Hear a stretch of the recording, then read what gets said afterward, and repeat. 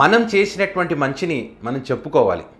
చెప్పుకోలేకపోతే ఆ మంచి తెలియకపోగా చెడు ఎక్కువగా చేశారనేటువంటి అభిప్రాయం ప్రజల్లో కలగడానికి అవకాశం ఉంటుంది. సో జగన్మోహన్ రెడ్డి గారి విషయంలో ఇదే జరిగింది. ముఖ్యమంత్రిగా ఉన్నప్పుడు అనేక మంచి కార్యక్రమాలు ప్రజలకు మేలు జరిగే విధంగా, పేదలకు మేలు జరిగే విధంగా చేస్తే చాలా వరకు చెప్పుకోలేకపోయాడు. సంక్షేమం అనే దగ్గర ఆగిపోయారు. కానీ కొన్ని చోట్ల వాళ్ళు చేసిన డెవలప్మెంటు చెప్పుకోలేకపోయారు. వీళ్ళు దానికి సంబంధించి ఎక్కువగా ఏం చేయలేదు అనేటువంటి ప్రచారమే ఎక్కువగా జరిగింది. సో అది జగన్మోహన్ రెడ్డి గారికి నష్టం కలిగించింది. మొన్న ఎన్నికల్లో ఓటమికి ఇదొక కారణమైంది. ఇట్లా అనేక అంశాలు జగన్మోహన్ రెడ్డి గారి గురించి తప్పుడు ప్రచారం చేస్తే వీళ్ళు దాన్ని తిప్పికొట్టడంలో విఫలం చెందినటువంటి మాట వాస్తవం.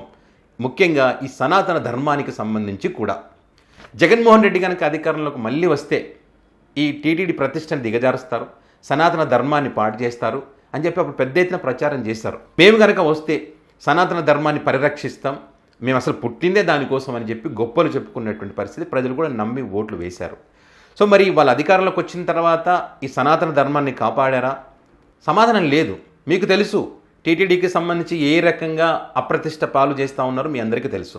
ఇక్కడ విచిత్రం ఏంటంటే టీటీడీలో తప్పులు జరిగినా అక్కడ ఆ ప్రతిష్ట దిగజార్చే విధంగా వీళ్ళు ప్రవర్తిస్తున్నప్పుడు, దానికి సంబంధించినటువంటి ఆధారాలు ఉన్నప్పుడు, మొన్న తొక్కిసలాటకు సంబంధించి మీకు తెలుసు, ఆ ఘటనకు సంబంధించి కానీ, వరుసగా జరుగుతున్నటువంటి ఘటనలకు సంబంధించి కానీ, ఇప్పుడు గోశాలకు సంబంధించిన ఘటనలు కానీ, వీటన్నింటికి సంబంధించి వైసీపీ ప్రశ్నిస్తూ ఉంటే వీళ్ళు ఏమంటారు? దీన్ని వైసీపీ రాజకీయం చేస్తుంది అని అంటారు. కానీ జగన్మోహన్ రెడ్డి ముఖ్యమంత్రిగా ఉన్నప్పుడు ఏదైనా చిన్న పొరపాటు జరిగితే మాత్రం సనాతన ధర్మం పాడవుతుంది అన్నారు అప్పుడు. మరి ఇప్పుడు నిజంగానే అప్పుడు జరిగిందో లేదో తెలియదు, దానికి తగ్గ ఆధారాలు లేవు. ఇప్పుడు కల్తీ లడ్డును రాజకీయంగా వాడుకున్నది ఎవరు? అది కల్తీ జరిగిందో లేదో తెలియదు, దాని తగ్గ ఆధారాలు కూడా లేవు. అలాంటప్పుడు ముఖ్యమంత్రి స్థాయి వ్యక్తి అసలు మాట్లాడకూడదు. కానీ మాట్లాడాడు. కోట్లాది మంది భక్తుల మనోభావాలు దెబ్బతిన్నాయి. ఆ క్రమంలో చాలామంది బీజేపీ వాళ్ళు కానీ, ఇతర హిందూ ధర్మానికి సంబంధించిన సంఘాలు కానీ, వాళ్ళు కానీ వాళ్ళందరూ కూడా జగన్ గారింటిపైన దాడి చేసే పరిస్థితి, వేరువేరు రాష్ట్రాలలో జగన్ గారి ప్రతిష్టను దిగజార్చే పరిస్థితి. అంటే జగన్మోహన్ రెడ్డిని శాశ్వతంగా రాజకీయాలకు దూరం చేయాలనే ఒక కుట్ర. మరి ఇది రాజకీయం చేసినట్టే కదా వాళ్ళు. మరి దానికి సంబంధించి ఇప్పటి వరకు మరి చెప్పలేదు, ఏం జరిగింది, ఎట్లా కలిసింది, ఇప్పటి వరకు ఒక క్లారిటీ లేదు, మాట్లాడరు. సనాతన ధర్మ పరిరక్షకుడు పవన్ కళ్యాణ్ గారు కూడా చెప్పరు, మెట్లు గడిగినటువంటి ఆ నాయకుడు. సో ఇప్పుడు గోశాలకు సంబంధించి కూడా జగన్మోహన్ రెడ్డి గారు చేశారు, చాలా చేశారు. కానీ చెప్పుకోలేదు ఈయన. ఇది వీళ్ళ తప్పిది చెప్పుకోలేదు. వాళ్ళ సోషల్ మీడియాలో కూడా ఎప్పుడు కూడా నేనైతే చూడలేదు. మరి నాకు తెలిసినంతవరకు చెప్తున్నా, మేబీ ఎక్కడైనా పెట్టినారో నాకు తెలియదు, కానీ నేను చూసినంతవరకు నాకైతే తెలియదు. కొన్ని విషయాలు ఉన్నాయి గోశాలకు సంబంధించి, నేను చెప్తా. ఎస్వి గోశాలకు సంబంధించినటువంటి చర్చ పెద్ద ఎత్తున జరుగుతుంది. దానికి సంబంధించి భూమన కరుణాకర్ రెడ్డి గారు వీడియోలు, ఫోటోలు అవన్నీ కూడా పెట్టడం జరిగింది. మానవత్వంతో చూడాల్సినటువంటి విషయం. అంటే మూగజీవాలు కదా పాపం, అవి ప్రశ్నించలేవు కదా, వాటికి అన్యాయం జరుగుతుంటే ప్రశ్నిస్తాయా? ప్రశ్నించలేవు. అలాంటి వాటిని మనం ఎట్లా చూసుకోవాలి? పైగా మనం ఆ గోవులను దైవంగా మనం భావిస్తాం కాబట్టి అట్లాంటి వాటిని ఇంకా గొప్పగా చూసుకోవాలి. పైగా సనాతన ధర్మాన్ని కాపాడేటువంటి ప్రభుత్వం ఉంది కాబట్టి ఇంకా ఎక్కువగా చూసుకోవాల్సినటువంటి పరిస్థితి ఉంటుంది. కానీ ఉందా? లేదు. 100కు పైగా ఆవులు, 100కు పైగా గోవులు మరణిస్తే వాటికి సంబంధించినటువంటి వివరాలు భూమన కరుణాకర్ రెడ్డి గారు చెప్తే ఇది కుట్ర చేస్తూ ఉంది వైసీపీ పార్టీ, అప్రతిష్ట పాలు చేస్తూ ఉన్నారని చెప్పి వీళ్ళు కామెంట్ చేస్తూ ఉన్నారు. గొప్ప జాతికి చెందినటువంటి ఆవులండి అవి. సాహిమిలు కానీ, గిరిజాతులకు సంబంధించినటువంటి దేశీయ ఆవులు కానీ ఇవన్నీ చనిపోతూ ఉన్నాయి. చనిపోతూ ఉంటే దానికి వీళ్ళు రకరకాల కారణాలు చెప్తా ఉన్నారు. అనారోగ్యంతో చనిపోయాయి అని అంటారు. అనారోగ్యంతో చనిపోయాయి అంటే మీరు అవి అనారోగ్యంతో ఉన్నప్పుడు వాటికి ట్రీట్మెంట్ ఇప్పించాల్సినటువంటి బాధ్యత మీ పైన లేదా? వాటిని సంరక్షణ చేయాల్సినటువంటి బాధ్యత మీ పైన లేదా? 500కు పైగా ఆవులు అనారోగ్యంతో ఉన్నాయనేటువంటి చర్చ జరుగుతూ ఉంది. మరి వాటికి సంబంధించిన వివరాలు మీరు బయట పెట్టాలి కదా. ట్రీట్మెంట్ కనుక మీరు ఇప్పించినా కూడా అవి చనిపోతే ప్రాబ్లం లేదు. కానీ ఇక్కడ ఇంకొకటి ఏంటంటే, ఇదే గోశాలలో అక్కడ ఉన్నటువంటి గోవులు డొక్కలు ఎండిపోయి బిక్కుమనుకుంటూ ఉన్నటువంటి పరిస్థితి. ఆ వీడియోలు కూడా పెద్ద ఎత్తున వైరల్ అవుతున్నాయి. మరి వీటికి సంబంధించి కూడా ఇవి ఈ ఎస్వి గోశాలకు సంబంధించిన ఆవులు కాదు అంటారు. మరి చెవులకు ఉన్నటువంటి ట్యాగ్ ఎక్కడిది? టీటీడీ ట్యాగ్ ఉంది కదా. సో అట్లా కూడా ఇప్పుడు చనిపోయినటువంటి కొన్ని ఆవులకు ఆ ట్యాగ్ చెవులు కూడా కట్ చేశారంటే, ట్యాగ్ ఉన్నటువంటి ఉంది కదా, ఆ చెవులను కూడా కట్ చేసినటువంటి పరిస్థితి. వాళ్ళు చెవులు కూడా కట్ చేశారు అని, లేదు మేము కట్ చేయలేదని చెప్పి చెప్పమనండి, విత్ ఎవిడెన్స్ సహా. ఉట్టిగా చెప్పడం కాదు, ఏ రకంగా జరిగింది, ఎట్లట జరిగింది, దాని రిపోర్ట్స్, ఆ డేటా కూడా అన్నీ కూడా చూపిస్తే నమ్ముతారు. ఉట్టిగా ఏదో బట్టగాల్సి మీద వేయడం కాదు. ప్రతిదీ కూడా ఎవిడెన్స్ చెప్తా ఉన్నారు కదా, వీడియో క్లిప్పింగ్స్ చూపిస్తూ ఉన్నారు, ఫోటోలు చూపిస్తూ ఉన్నారు. గోశాలలో ఉన్న ఆవులు బిక్కుమనుకుంటూ డొక్కలు ఎండిపోయి ఏ రకంగా ఉన్నాయో దానికి సంబంధించి అన్ని చూపిస్తూ ఉన్నారు కదా. అనారోగ్యంతో చనిపోతే మీ బాధ్యత చేయట్లేదు. మరి కనీసం వాటికి ఆకలితో ఉన్న వాటికి గడ్డి వేయాల్సినటువంటి బాధ్యత మీ పైన లేదా? తాగడానికి నీళ్లు పెట్టాల్సినటువంటి బాధ్యత మీ పైన లేదా?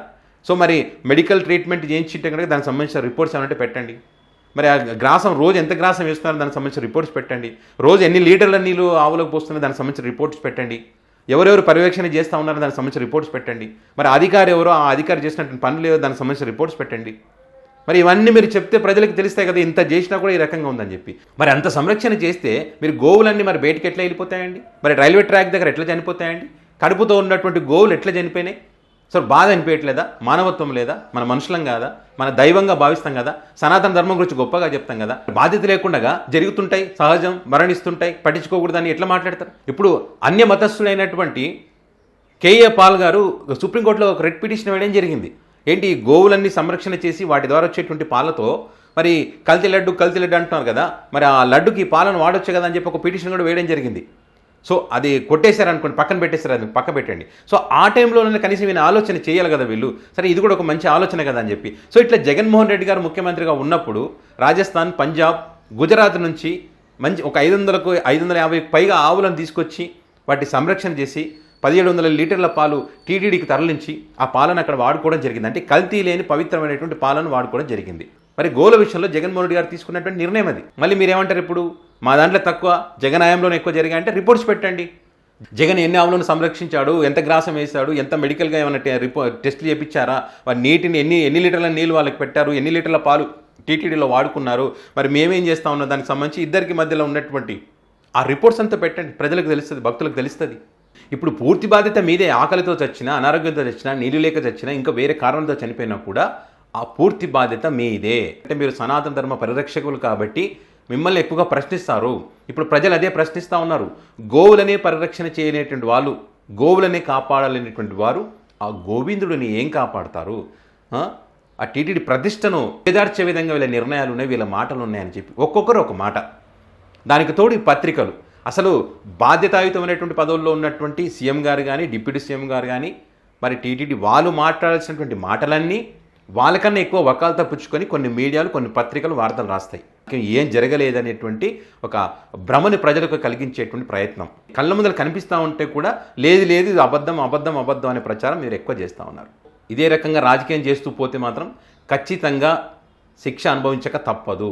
సో ఇప్పుడు ఏదైతే చర్చ జరుగుతూ ఉందో వీటికి సంబంధించి, ఈ గోవులకు సంబంధించి నిజంగానే భూమన కరుణాకర్ రెడ్డి గారు చెప్పినట్టు గోవుల పరిస్థితి ఆ రకంగా ఉందా, లేదా ఈ టీటీడీ వాళ్ళు కానీ అధికార పార్టీకి చెందినటువంటి వాళ్ళు చెప్తున్నట్టు ఏమీ లేదు, వైసీపీ పార్టీ రాజకీయం కోసమే వాడుకుంటుంది అని చెప్పి వీళ్ళు ఏదైతే ఉన్నారో ఇది నిజమా?